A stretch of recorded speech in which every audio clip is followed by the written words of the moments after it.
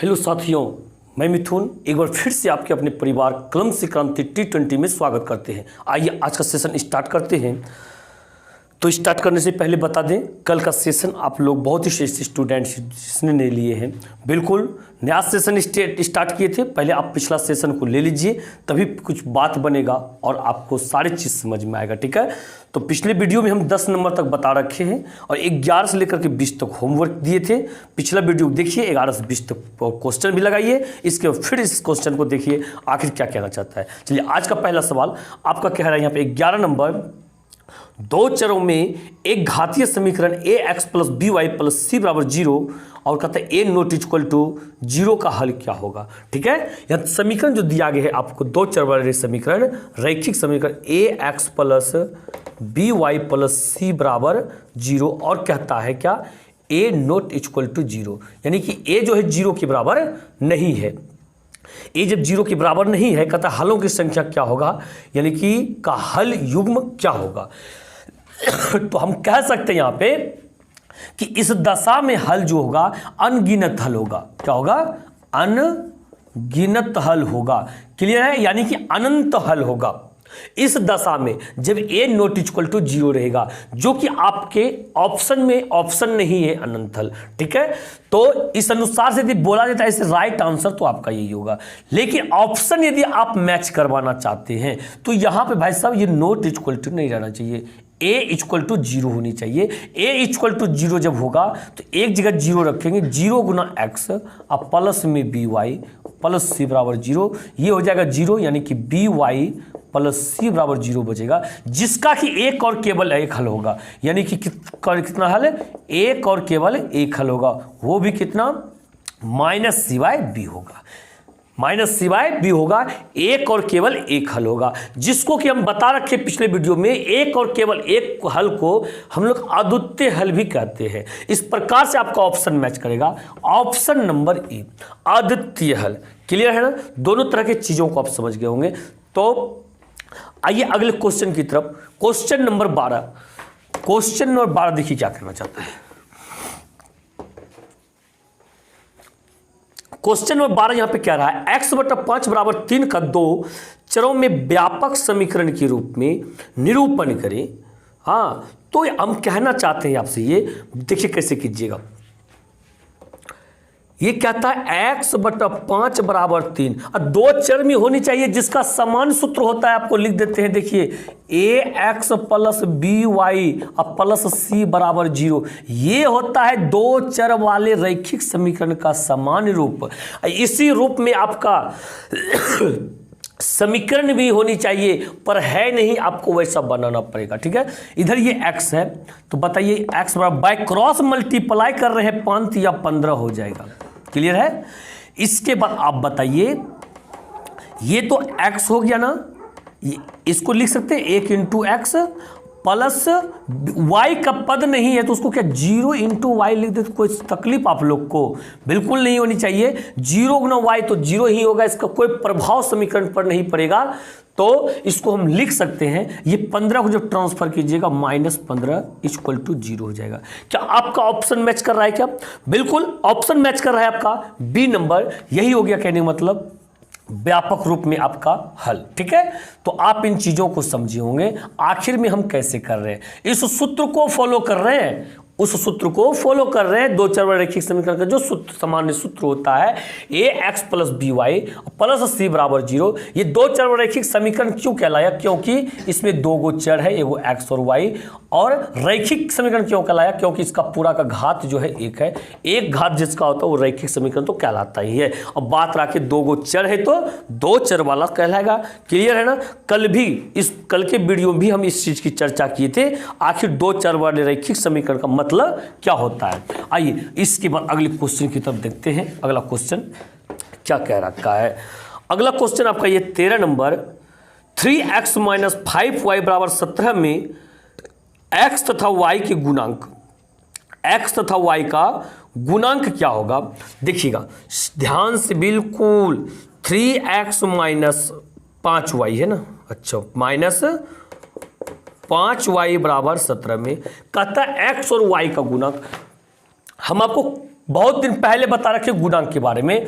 जिसका गुणांक पूछा जाए वो देखिए पहले किस पद में है, उस पद में से उसको हटा दीजिए जिसका कि पूछा जाता है, अब बाकी जो बचेगा उसका गुणांक होगा।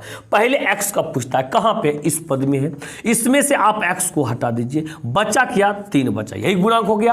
अब y का बात रहा, y कहां किस पद में, इस पद में है, यहां से y आप हटा दीजिए, क्या बचा, -5 बचा, यही आपका गुणांक हो गया। x का गुणांक 3 हो गया और y का गुणांक -5 हो गया। क्लियर है बात ना। चलिए आइए इसके बाद अगले क्वेश्चन की तरफ बढ़ते हैं, देखते हैं अगला क्वेश्चन क्या कह रहा है। क्वेश्चन नंबर 14, क्वेश्चन नंबर 14 आपसे कहना चाह रहे हैं यहाँ पे, समीकरण x - 5 बराबर -5y का व्यापक रूप निम्नलिखित निरूपण करने में कौन सा होगा, कौन सा होगा। भाई साहब देखिए व्यापक रूप पे फिर निरूपित कीजिएगा, देखिए x - 5 y और क्या है यहाँ पे, सॉरी 5 सिर्फ है और बराबर -5y।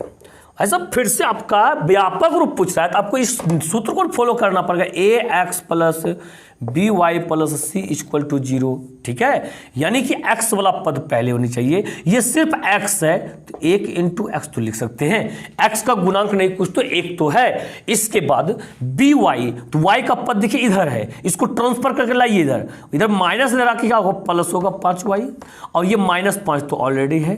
देखिए सूत्र को फॉलो किया ना, ax + by और +c = 0। क्लियर है, यही आपका व्यापक रूप हो गया। यानी कि ऑप्शन कौन सा मैच कर रहा है आपका, बिल्कुल ऑप्शन जो मैच कर रहा है आपका बी नंबर ऑप्शन मैच कर रहा है, बी नंबर बिल्कुल आपका राइट आंसर होगा। आइए इसके अगले क्वेश्चन की तरफ।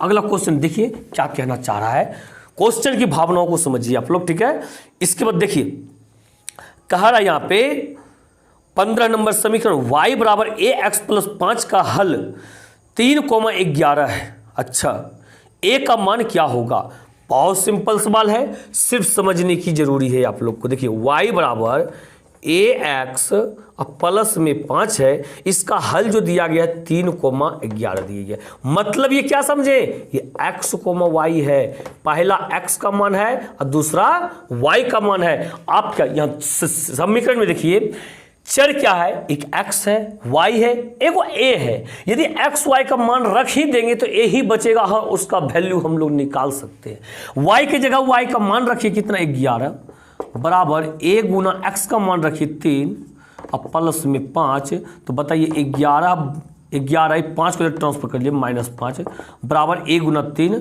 3 हो गया। तो बताइए 11 में से 5 गया तो 6 बचा बराबर 3 हो गया। 3 से कटा दीजिए 2 बार में, तो बताइए a बराबर क्या हो गया, 2 हो गया। यही 2 आपका बिल्कुल राइट आंसर रहेगा। यानी कि ऑप्शन कौन सा मैच कर गया आपका, ऑप्शन नंबर बी मैच कर रहा है, ऑप्शन नंबर बी यहां पे बिल्कुल राइट आंसर होगा। आइए इसके बाद अगले क्वेश्चन की तरफ देखिए, अगला क्वेश्चन क्या कहना चाह रहा है। अगला क्वेश्चन कहना चाह रहा है ये तो समीकरण 6x - y = 0 का हल 0, y है। इनके आलेख के बारे में इनमें से कौन होगा, आलेख के बारे में कौन सा होगा। तो यहां पे बातें हो रहा है, सबसे पहला नंबर समीकरण आपका 6x - y = 0 है। तो इसके बाद देखिए क्या रहा है, हल जो दिया गया 0, y दिया गया। ध्यान से देखिएगा, एकदम बिल्कुल समझिएगा आप। ठीक है, x का वैल्यू यहाँ पे 0 है, y का वैल्यू क्या होगा, यहाँ पे y का वैल्यू x का मान रख दीजिए यहाँ पे 6 × 0 - y बराबर 0। तो बताइए 0 - y बराबर 0। तो यहाँ पे क्या हो गया, y बराबर 0, x का भी वैल्यू 0 हो गया तो y का वैल्यू भी 0 हो गया। यहाँ जो 0, y दे रखा था भाई साहब, ये y का वैल्यू भी 0 ही हो रहा है। x का वैल्यू यदि 0 हम रखते हैं तो y का वैल्यू भी क्या होता है, 0 होता है। अब हम यदि कहें मतलब ग्राफ एक बनाएं x का वैल्यू 0 कहाँ पे होगा, मूल बिंदु पे। y बराबर भी 0 कहाँ होगा, यहीं पे होगा, ये निर्देशांक आपका यहीं पे हो जाएगा। अब क्या कहा जा रहा है यहाँ पे देखिए, पहला ऑप्शन क्या आता है आपसे, आलेख मूल बिंदु से गुजरेगा। बात तो सही है, आलेख तो यहाँ से गुजरेगा ही गुजरेगा, क्योंकि मूल बिंदु पे एक निर्देशांक हो गया, यहाँ से तो गुजरेगा ही गुजरेगा। इसके बाद की बात देखते हैं, कहता है आलेख y अक्ष के समांतर होगा। बिल्कुल नहीं समांतर, ये y अक्ष के समांतर दिख रहा है क्या, नहीं, ये तो प्रतिच्छेद कर रहा है यहाँ पे मूल बिंदु पर, नहीं होगा। B number. सी नंबर कहता आलेख x अक्ष के समांतर है, ऐसा भी नहीं है, कहता इनमें से कोई नहीं। कैसे, क्यों नहीं, तो यहां तो हो तो गया, आप ऑप्शन ए मैच कर गया, तो कैसे कह सकते हैं कोई नहीं, क्योंकि आलेख जो है मूल बिंदु से गुजर रहा है आपका। क्लियर है, इस प्रकार से आपका राइट आंसर क्या होगा, ए नंबर, ऑप्शन ए आपका राइट आंसर रहेगा। क्लियर है, बिल्कुल आशा करते हैं आप इन चीजों को समझे होंगे। इसके बाद देखिए अगले क्वेश्चन की तरफ। देखिए अगला क्वेश्चन क्या कह रहा है, अगला क्वेश्चन आपसे कहना ये चाह रहा है यहाँ पे, समीकरण 6kx प्लस 12ky बराबर 96 का हल 2,3 है। हाँ है, k का मान क्या होगा, k का मान क्या होगा भाई साहब, k का मान निकालनी है। यहाँ देखिएगा सबसे पहला नंबर आप देखिएगा, देखिए 6kx है और प्लस में 12ky है यहाँ पे बराबर 96, ठीक है। तो और कहता है यहाँ पे एक्स वाई का वैल्यू 2,3 है, यानी कि आप पता चाहिए यहाँ पे ये एक्स है ये वाई है, पहला एक्स है दूसरा वाई है। आप क्या कीजिए यहाँ देखिए के एक्स वाई है, एक्स वाई का वैल्यू रख दीजिए, के का वैल्यू ऑटोमेटिक निकल जाएगी। 6 गुना एक्स, एक्स का वैल्यू कितना है 2 प्लस 12 गुना वाई 3 है यहाँ पे बराबर में 96, ठीक है। अब बताइए 6 दूनी 12 हो गया यहाँ पे, प्लस 12 या 36 के हो गया बराबर में 96 हो गया, ठीक है। अब देखिए 36 और 12 कितना हो जाएगा 48 के बराबर में 96। बोलिए 48 से कटा दीजिए 2 बार में खत्म, के बराबर 2 हो गया, 2 आपका बिल्कुल राइट आंसर रहेगा। तो बताइए ऑप्शन कौन सा मैच कर रहा है, ऑप्शन मैच कर रहा है आपके यहाँ पे ऑप्शन नंबर सी। बात क्लियर है ना, इस चीज को आप समझ पा रहे होंगे। बिल्कुल ऐसा क्वेश्चन आपके एग्जाम में रह सकता है, इस चीज को आप बिल्कुल समझते हुए चलिएगा, ऐसा ही क्वेश्चन पूछा ही जाता है अक्सर, ठीक है। तो बिल्कुल जब समझ गए तो बहुत आसान, जब नहीं समझे तो बहुत मुश्किल होता है। इसीलिए चीज़ों को आसान और मुश्किल मत समझिए, बस सिर्फ समझने का आप प्रयास कीजिए आखिर क्या हो रहा है यहाँ पे।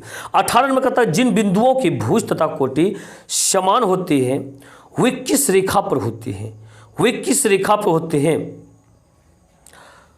तो देखिए जिन बिंदुओं के भुज तथा कोटि क्या होते हैं, हाँ जिन बिंदुओं के भुज तथा कोटि समान होते हैं वे किस रेखा पर होते हैं, एक्स अक्ष पर होते हैं, वाई अक्ष पर होते हैं, दोनों अक्षों के समदृष्ट होते हैं, इनमें से कोई नहीं। भाई साहब हम कहना ये चाहते हैं आपसे, देखिए लॉजिकल चीज है, आप एक्स निर्देशांक और वाई निर्देशांक कुछ भी बराबर चीज मान लीजिए, ठीक है। एक्स का वैल्यू 2 मानिए तो वाई का वैल्यू भी आप 2 को मानना पड़ेगा। एक्स का वैल्यू 2 यहाँ होगा, वाई का वैल्यू 2 यहाँ होगा, सपोज दैट इसका निर्देशांक कहाँ चल जाएगा, यहाँ चल जाएगा, यहाँ निर्देशांक चलेगा। आलेख कैसे खींच सकते हैं, इससे गुजार के ऐसे खींच सकते हैं। तो बोली थी कि आरेख कहाँ पे किस अक्ष पर है, क्या ये एक्स अक्ष पर है, बिल्कुल नहीं है। वाई अक्ष पर है क्या, नहीं है। कहता है फिर दोनों अक्षों के समदृष्ट है, हाँ दोनों अक्षों के समदृष्ट है, दोनों अक्षों को काटते हुए ये नजर आ रहा है और आगे बढ़ते हुए नजर आ रहा है, यानी कि आपका ऑप्शन कौन सा होगा, राइट आंसर होगा ऑप्शन नंबर सी। क्लियर है ना, ऑप्शन नंबर सी होगा, ठीक है। तो एक बात क्लियर हो गया, दोनों अक्षों के समदृष्ट होगा यानी दोनों अक्षों को काटेगा, तो इन चीजों को आप समझ पा रहे होंगे। तो आइए इसके बाद अगले क्वेश्चन की तरफ देखिए। अगला क्वेश्चन क्या कहता है, कहता आलेख y बराबर x पर स्थित किसी बिंदु का रूप इनमें से कौन होगा, इनमें से कौन सा होगा। अच्छा तो y बराबर x बोल रहा है, कह रहा है जो y का वैल्यू होगा ना वही x का भी वैल्यू होगा, जैसे भी लिए थे 2,2, यदि x है 2 तो y भी 2 होगा। बात समझे यहाँ पे।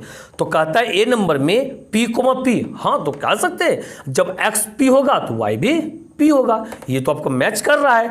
दूसरा कहता है 0, पी, ये कैसे हो सकता है? पहला आप लीजिएगा 0, दूसरा लीजिएगा पी, यहाँ कह रहा है y बराबर x, गलत बात ना है। इसके बाद कहता है p, 0, पहला लीजिएगा पी, दूसरा 0 कैसे लीजिएगा? यहाँ कह रहा है दोनों बराबर है, ये भी ऑप्शन आपका गलत है। यहाँ पे कहता है फिर क्या, इनमें से कोई नहीं, ऐसा फिर आप क्यों कह सकते हैं? क्योंकि यहाँ पे देखिए, यहाँ पे वो तो मैच कर गया है आपका, तो यही आपका राइट आंसर होगा, ऑप्शन नंबर ए।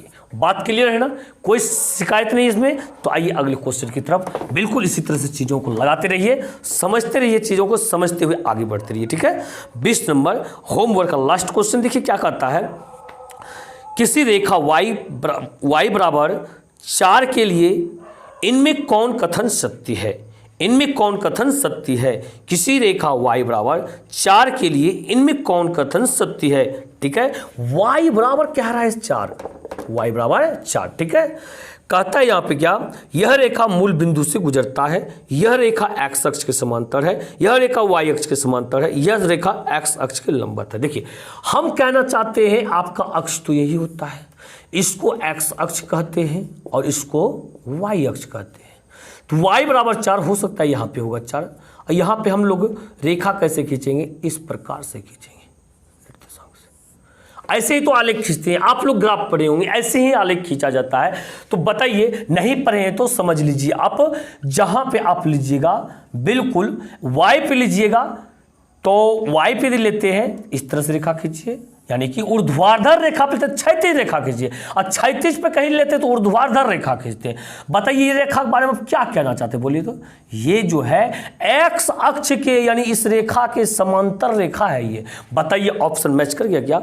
बिल्कुल यह रेखा x अक्ष के समांतर होगा, ऑप्शन नंबर बी है, ऑप्शन नंबर बी बिल्कुल राइट रहेगा।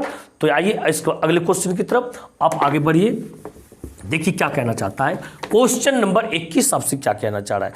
कहता है यहाँ पे नियामक 4,4 इनमें से किस रेखा पर है? 4,4 इनमें से किस रेखा पर है, ठीक है।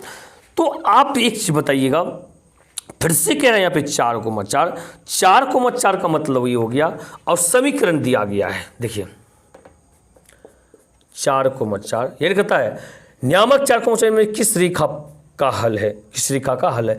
आपको ऑप्शन चेक करना पड़ेगा, आपको ऑप्शन क्या करना पड़ेगा, चेक। जैसे देखिए ऑप्शन ए है 2x + 3y बराबर 12, इसका मान होगा कब? जब x y का वैल्यू रखने से RHS मिल जाएगा, यानी समीकरण को संतुष्ट करेगा। तब देखिएगा यहाँ x का वैल्यू 4 रखिए, 4 दूनी 8 हो जाएगा, यहाँ 3 रखिए, 4 तिया 12 हो जाएगा।